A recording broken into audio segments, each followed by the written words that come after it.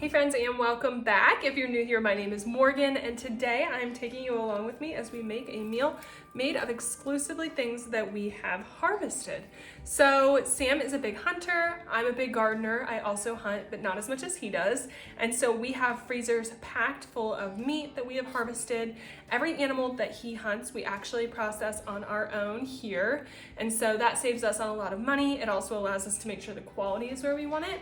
And it gives us a chance to make sure we're getting all of the cuts that we want without having to pay anyone for those services. So we process all of our own meat, and we also do a lot of food preservation and gardening. So today I thought it would be super fun for us to come together and make a meal of all of the things that we have harvested so far this year. So our garden is absolutely thriving. We have a ton of vegetables coming from the garden. Sam has recently harvested an elk about a week ago, and so we have tons of meat here. We got that all processed. So I figured let's go ahead and make some dinner together. With the food that we have, I think tonight we're gonna be making roasted squash and green beans. We might throw some garden tomatoes in there as well, along with meatball sandwiches, caramelized onions and peppers, and some homemade buns. So without further ado, let's start cooking. First thing we need to do is get our beans blanched. Because I harvested way too many for just this meal, I'm gonna blanch them and freeze what we don't use, but I'll blanch all of them together. So I'm going to get some water boiling and then we will get the beans in here to blanch. Okay, so we have our water on the stove boiling, and something that I like to do is snap off the root end or the growing end of the bean. So you can see here, I just take that and snap it off. That helps make sure that you're only preserving the best part of the beans. So here's a great example. Here's the growing end. I go to snap it and nothing's happening. So just keep working down the bean until it snaps. You want to throw this root end away and then keep the good end of the bean, and that's what we're going to blanch. So that's obviously not something you have to do. I just prefer to get those ends off now while it's easy. That way I'm only preserving the best quality food. So I'm gonna get all of these ends snapped and then we will start blanching. And this bowl is something I'll just compost so it won't go to waste.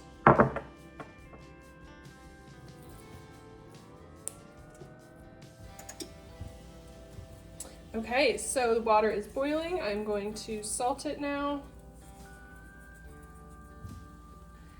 And then we're gonna drop our beans in. Here's just some of the beans, and notice how they're purple. This is really cool.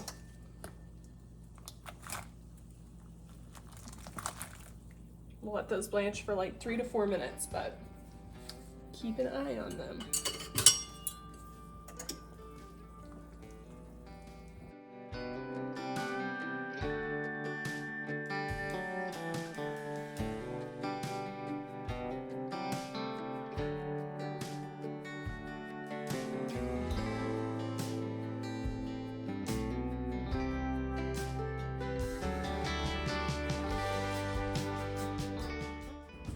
Okay, see how they all turned green? That is how I know they are done, and straight into the ice bath they go.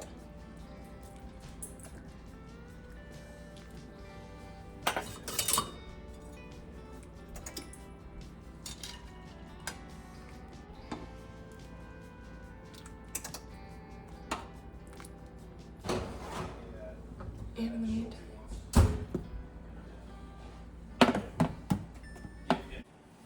okay, so we have all of our blanched beans. They are all cold and they're perfect. So what I'm gonna do is, this is just a clean towel, and I'm just gonna lay them out and spread them out so that they can dry a little bit, and then we will get them all packaged up.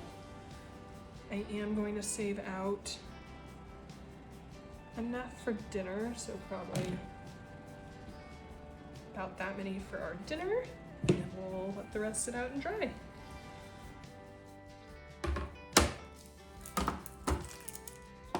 Next, we're gonna get started on the meatballs. So all I'm gonna do here is just slice this onion up very small. So what I do to cut onions, I feel like every single person cuts onions differently. I cut off both of the ends. I know some people would cringe at that. I clean my cutting board. Then So lay the flat side down, cut it in half. That makes it super easy to peel.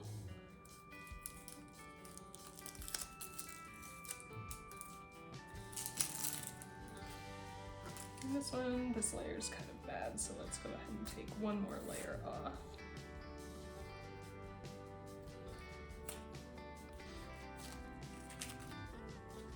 That, do it to the other one.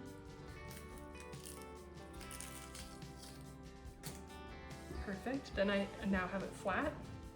And I can just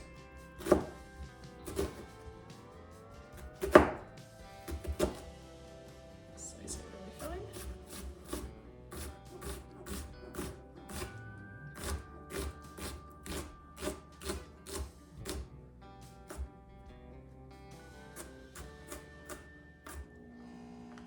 Just like that. And then we'll throw that into the bowl.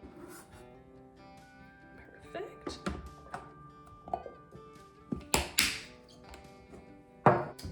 Next thing we're gonna add in is our meat. So this is elk from this year. Sam actually just got this elk like last year. So this is our first time having the burger. We did already have some steaks. So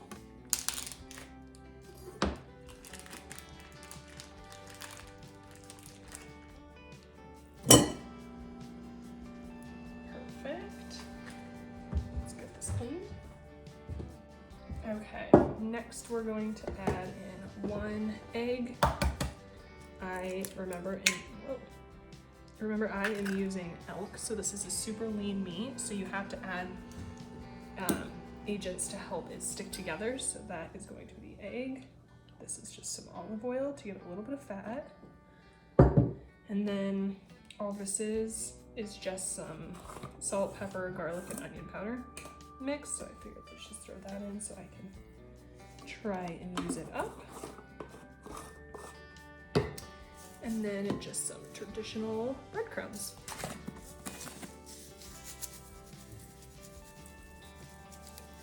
Start with that.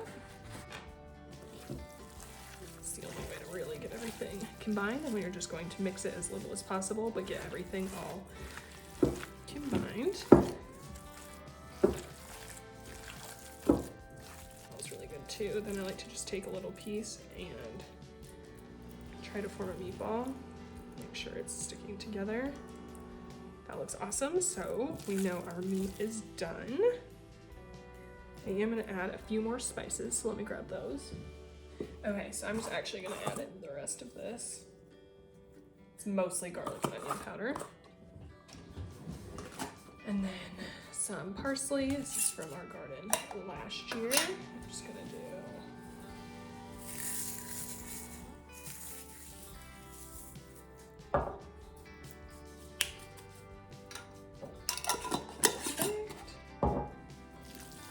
that around again.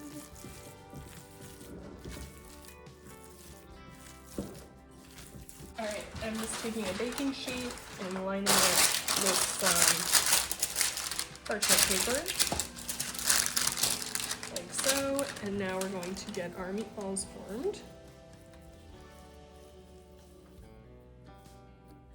If you have one of those cool scoops, now would be a good time to use it so you can get a consistent sized meatball, but I don't have one of those, so we're gonna eyeball it.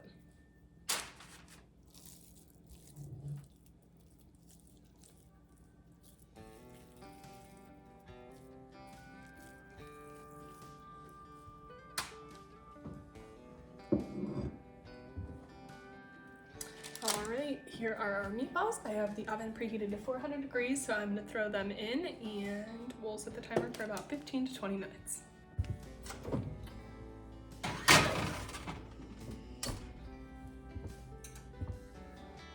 Next thing we are going to start working on is our sauce. So I actually canned a bunch of sauce last year. I will definitely, if I get enough tomatoes, be canning again this year, so I will share that recipe with you. But I am just going to use that pre-made sauce that we have from last year. I just add a little bit of cream into it and we're good to go. Okay, so we are getting going on the sauce now. So all I'm doing is putting a little bit of oil. This is just olive oil.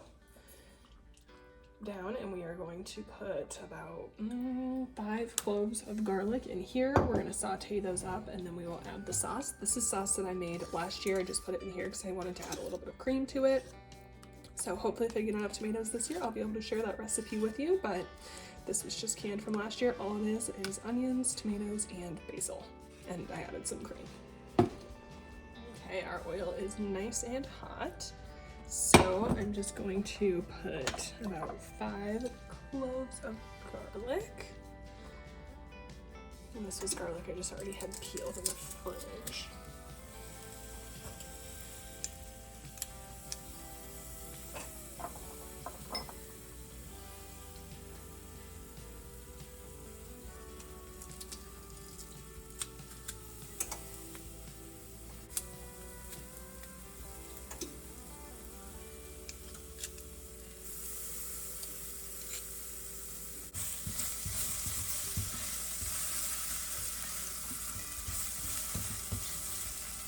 And garlic is one of those things that burns very quickly, and when it burns, it's gross and bitter, so make sure you're stirring it pretty constantly.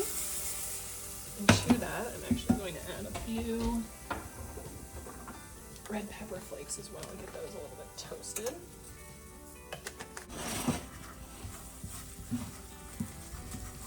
And we're only going to cook these for about a minute.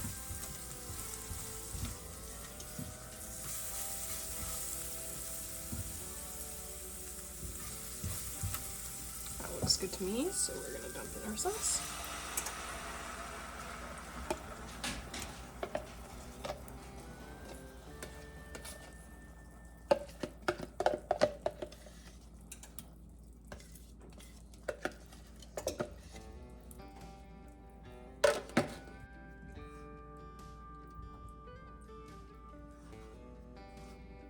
I think I might, before this heats up, I might blend this really quickly just so that we have a smoother consistency.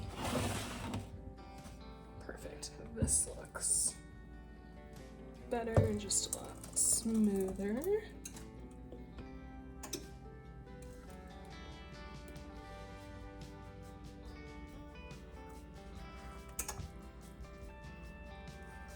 Excellent. We're just gonna let that cook and let the flavors kind of all come together. Okay, while that sauce is cooking, I can smell that the meatballs are done, so let's get them taken out. Looks great. You'll want these to be brown at about 160 to 165 degrees on the inside, or until there's no more pink. Okay, and finally for this meal, we're going to do our green beans and zucchini, and we're going to roast them. So I just have this zucchini, the ends. And I'm just going to use a mandolin.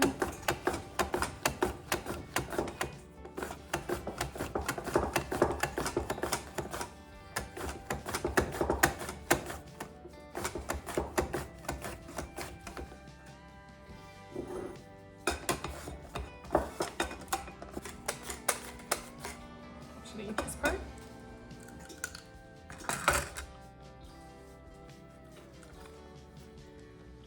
And then let's get this over into our pan. All right, so I just have some oil heating up in the pan. This is just olive oil.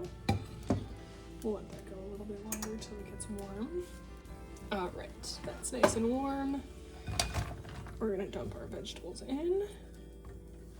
Add some pepper.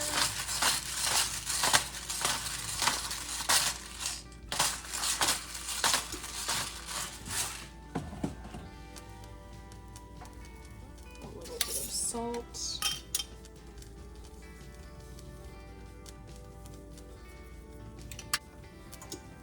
I love thyme on just about everything.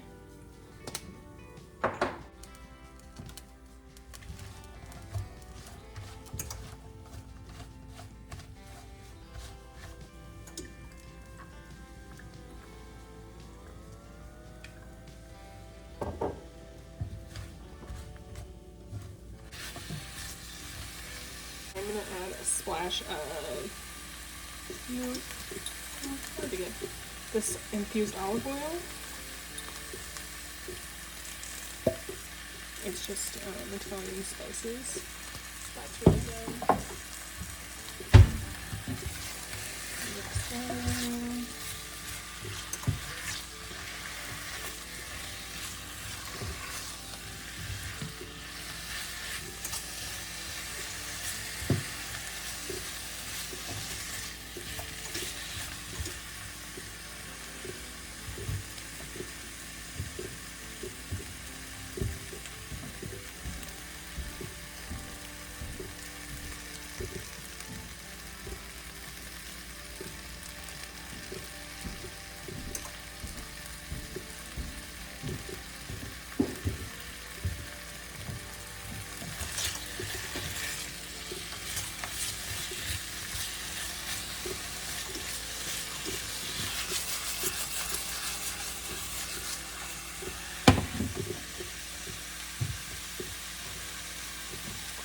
Alright, I'm going to take our meatballs and throw some of those in.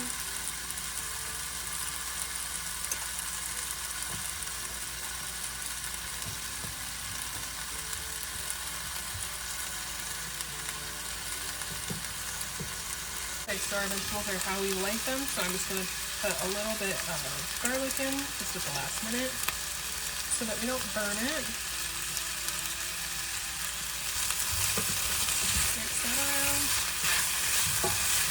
Let that cook for about a minute.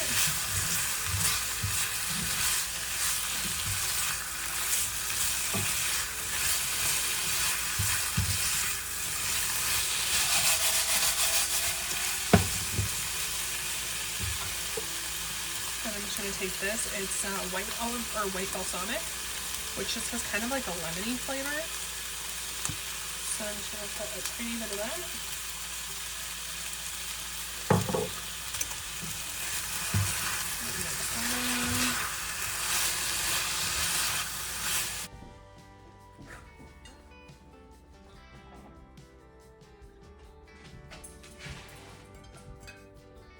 So these buns are the brioche bun recipe that I shared a couple months back. I just shaped them differently. So if you are interested in homemade buns, definitely go check that video out.